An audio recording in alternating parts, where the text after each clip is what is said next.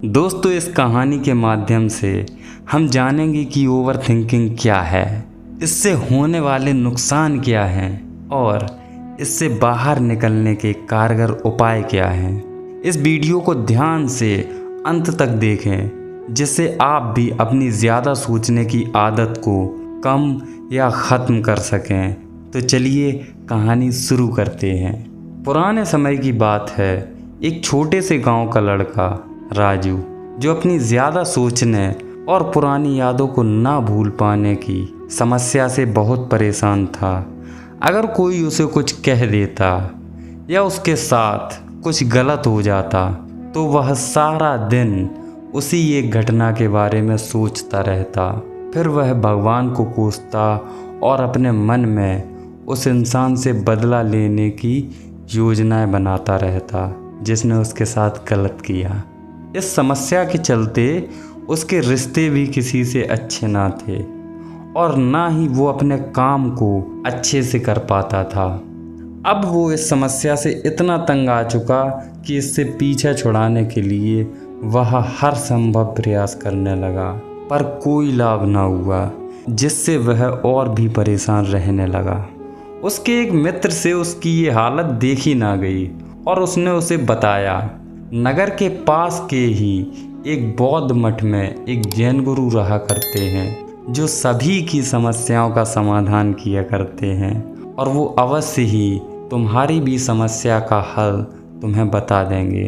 अपने मित्र की बात सुन वह तुरंत ही उन जैन गुरु से मिलने निकल पड़ता है और गुरु जी से मिलते ही वह अपनी सारी समस्या उन्हें बता देता है कि कैसे वह अपनी ज़्यादा सोचने की और पुरानी यादों को ना भूल पाने की समस्या से जूझ रहा है। जैन गुरु राजू की समस्या को बड़े ध्यान से सुनते हैं और बिना कुछ बोले मठ के अंदर चले जाते हैं। जैन गुरु का ऐसा बर्ताव देख राजू थोड़ा हैरान होता है और सोचता है कि गुरुजी बिना कुछ बोले ऐसे कैसे मठ के अंदर चले गए। पर फिर भी वो उनके बाहर आने का इंतज़ार करने लगता है।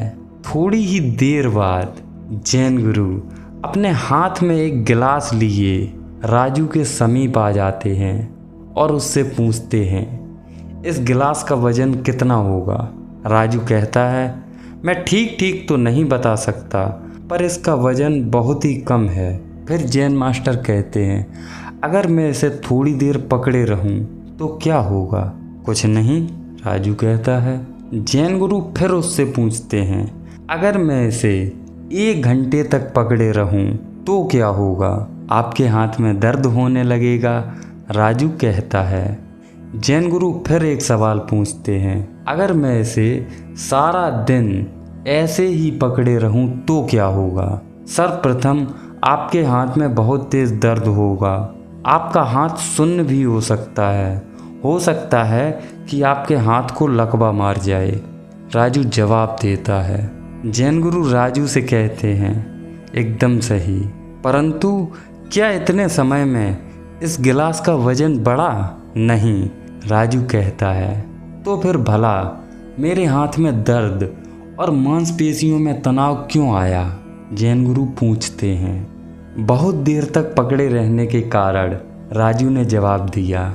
गुरु ने फिर सवाल किया, तो फिर इस दर्द से छुटकारा पाने के लिए क्या करना चाहिए? अगर इस गिलास को छोड़ दिया जाए तो हाथ का दर्द भी गायब हो जाएगा, राजू कहता है। जैन गुरु कहते हैं, बिल्कुल सही, और जीवन की समस्याएं भी कुछ इसी प्रकार की होती हैं। जब हम पहली बार किसी समस्या के बारे में सोचते हैं तो हमें लगता है कि सब ठीक है। फिर जब हम इसी समस्या के बारे में बार बार हफ्तों महीनों तक सोचते हैं तो फिर यही सोच हमें एक बीमारी लगने लगती है और इससे हम चाह कर भी पीछा नहीं छुड़ा पाते, जिसके कारण हमारे रिश्ते बिगड़ने लगते हैं और हमारे कार्य करने की क्षमता भी कम हो जाती है। समय के साथ मानसिक तनाव और चिंता भी बढ़ जाती है, जिसके कारण जीवन बहुत ही कठिन लगने लगता है। जैन गुरु राजू की तरफ इशारा करते हुए कहते हैं, हमें अतीत की समस्याओं के बारे में ज़रूर सोचना चाहिए, पर इससे भी ज़रूरी है हमें अपनी पुरानी बातों और परिस्थितियों से सीखना चाहिए, जिससे हम अपने वर्तमान और भविष्य दोनों को ही सुंदर बना सकें। बीती बातों को भुलाकर और एक अच्छी शुरुआत के लिए हमें अपने मन और अपने विचारों पर नियंत्रण करने की आवश्यकता है। इसके लिए ध्यान एक अच्छी विधि है। हमें 10 से 15 मिनट अपनी क्षमता के अनुसार ध्यान लगाना चाहिए, जिससे हम भूत और अपनी बीती बातों के बारे में ज़्यादा न सोचकर अपने समय को वर्तमान और भविष्य को सुधारने में लगा सकें। अपने जीवन में योग और प्राणायाम को भी महत्व देना चाहिए, क्योंकि इससे हमारे मन को शांति प्राप्त होती है और हम वर्तमान में जीने लगते हैं।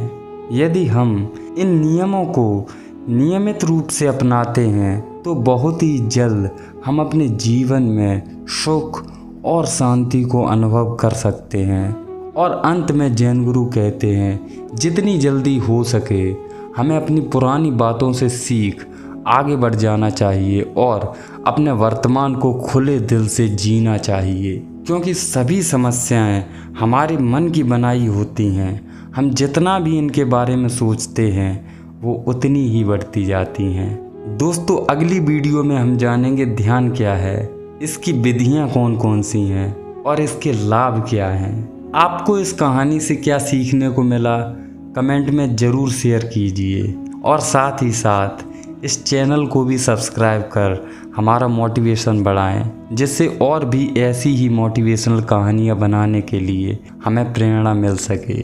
धन्यवाद।